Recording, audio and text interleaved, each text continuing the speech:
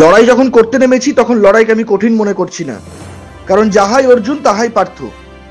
মঙ্গলবার বারাসাত জেলাশাসক দপ্তরে ব্যারাকপুর লোকসভা কেন্দ্রের আইএসএফ প্রার্থী জামির আলী মনোনয়নপত্র দাখিল করতে আসলে তাকে প্রশ্ন করা হয়, বিজেপি প্রার্থী অর্জুন সিং ও তৃণমূল প্রার্থী পার্থ ভৌমিকের সঙ্গে লড়াই কি কঠিন হবে?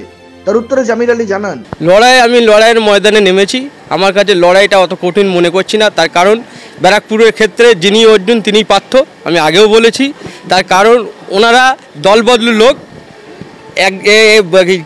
যদি ভোটে জেতেন ওই দলেই যে থাকবে এই গ্যারান্টি ওনারা দিতে পারবে না কোনো দিনে। ওই জন্য দুটো ফুল বীজমূল। আর কবি ভাষায় বলেছে একই বৃন্তের দুটি কুসুম হিন্দু মুসলমান, কিন্তু আমি বলছি একই বৃন্তের দুটি ফুল বীজমূল, সেটা তৃণমূল আর বিজেপি। কৌশিক সেনগুপ্ত, অঙ্কিত মুখার্জি রিপোর্ট, নজরে বাংলা।